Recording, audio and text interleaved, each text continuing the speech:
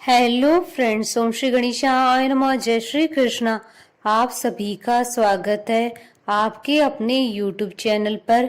Friends, आज हम आपको इस वीडियो में बताने जा रहे हैं मोहिनी एकादशी व्रत की पौराणिक कथा, महत्व और उपाय के बारे में। वीडियो शुरू करने से पहले फ्रेंड्स, आपसे रिक्वेस्ट है, अगर आप हमारे चैनल पर नए हैं और आपने अभी तक चैनल को सब्सक्राइब नहीं किया है तो प्लीज सब्सक्राइब कीजिएगा चैनल को, साथ ही प्रेस कीजिएगा बेल आइकन को, जिससे नए वीडियो से रिलेटेड नोटिफिकेशन आपको तुरंत प्राप्त हो सके। और वीडियो पसंद आने पर वीडियो को लाइक और शेयर जरूर कीजिएगा ताकि सभी भक्तों को इस वीडियो का लाभ प्राप्त हो सके। और कमेंट बॉक्स में जय श्री कृष्णा जरूर लिखिएगा। हिंदू पंचांग के अनुसार वैशाख मास की शुक्ल पक्ष की एकादशी को मोहिनी एकादशी के नाम से जाना जाता है। मोहिनी एकादशी पर भगवान विष्णु की आराधना करने से सुख समृद्धि बढ़ती है और साथ ही शाश्वत शांति की प्राप्ति होती है। अतः इस दिन व्रत उपवास रखकर मोह माया के बंधन से मुक्त होने के लिए यह एकादशी बहुत लाभदायी है।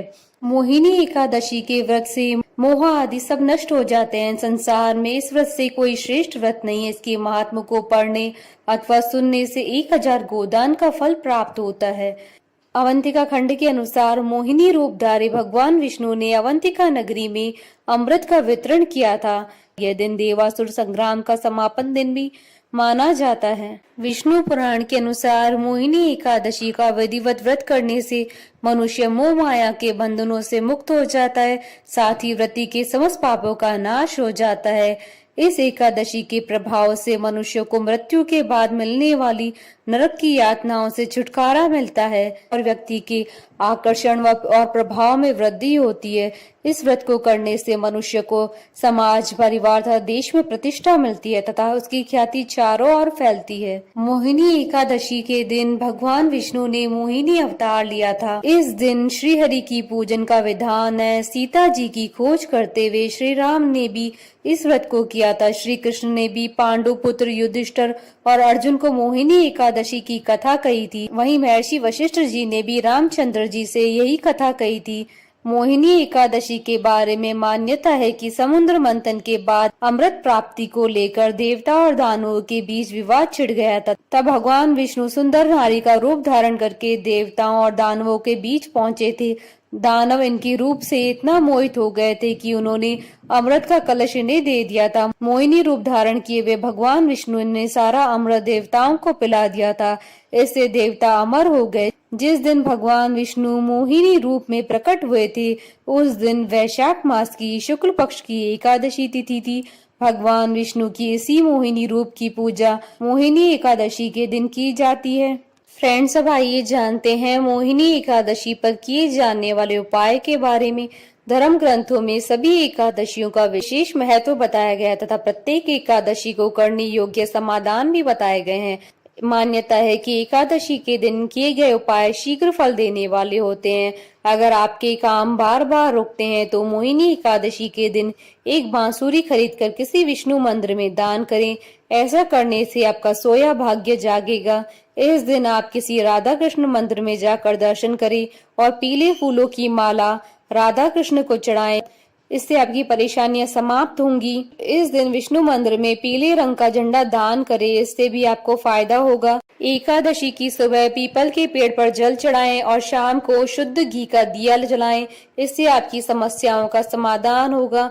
इस दिन विष्णु मंदिर में गेहूं, जौ चढ़ाने चाहिए और बाद में थोड़े से गरीबों में भी दान कर दें। इससे परिवार में सुख शांति बनी रहेगी। एकादशी पर दक्षिणावर्ती शंख में कच्चा दूध व केसर डालकर भगवान श्री कृष्ण का अभिषेक करें। इससे धन लाभ के योग बनेंगे। एकादशी की शाम तुलसी के पौधे के सामने गाय के घी का दीपक जलाएं और तुलसी के पौधे को प्रणाम करें। फ्रेंड्स, अब आइए आरंभ करें मोहिनी एकादशी की व्रत कथा।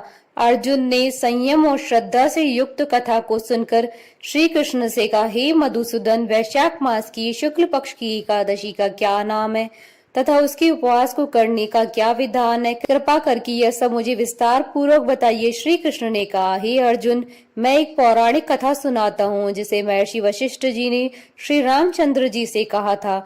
उसे मैं तुमसे कहता हूँ, ध्यान पूर्वक श्रवण करो।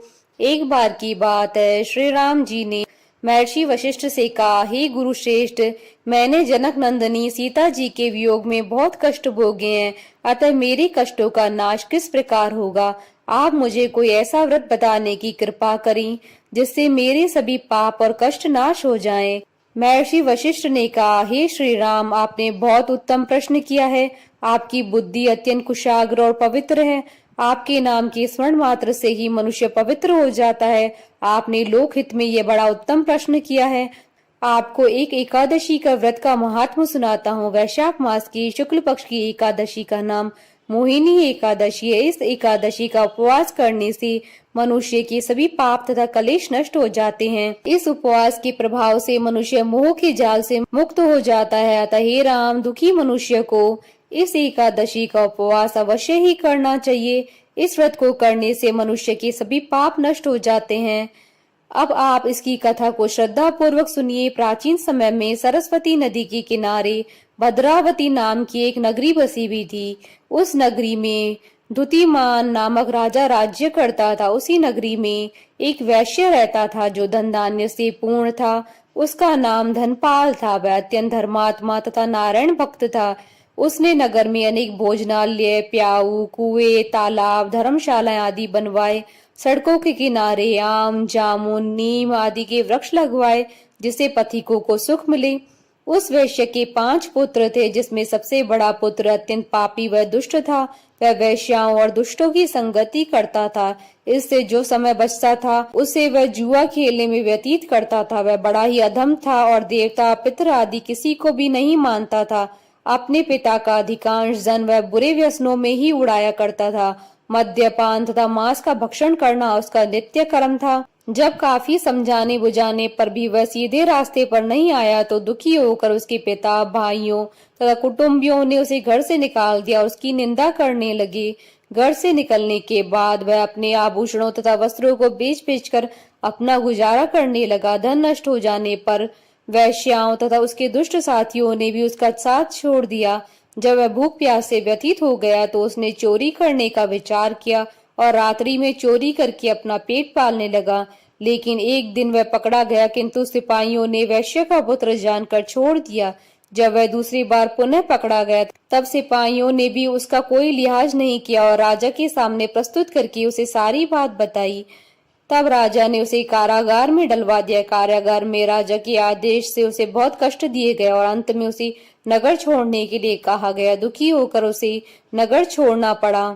अब वह जंगल में पशु पक्षियों को मारकर पेट भरने लगा। फिर बहेलिया बन गया और धनुष बाण से जंगल के निरीह जीवों को मार मार कर खाने और बेचने लगा। एक बार वह भूख और प्यास से व्याकुल होकर भोजन की खोज में निकला और कौंडिन्य मुनि के आश्रम में जा पहुंचा। इन दिनों वैशाख का महीना था। कौंडिन्य मुनि गंगा स्नान करके आए थे। उनके भीगे वस्त्रों की छींटे मात्र से इस पापी को कुछ सद्बुद्धि प्राप्त हुई।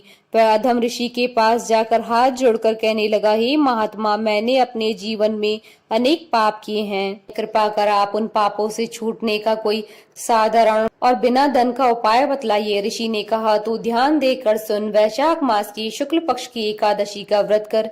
इस एकादशी का नाम मोहिनी है। इसका उपवास करने से तेरे सभी पाप नष्ट हो जाएंगे। ऋषि की वचनों को सुन वह बहुत प्रसन्न हुआ और उनकी बतलाई हुई विधि के अनुसार उसने मोहिनी एकादशी का व्रत किया।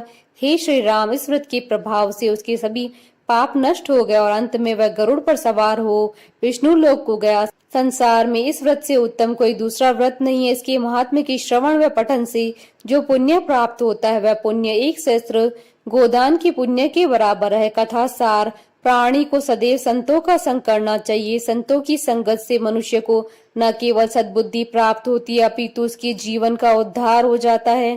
पापियों की संगत प्राणी को नरक में ले जाती है। बोलिए भगवान विष्णु की जय, सनातन धर्म की जय। हमारे साथ इस वीडियो में अंत तक बने रहने के लिए आपका धन्यवाद। ओम श्री गणेशाय नमः। जय श्री कृष्ण।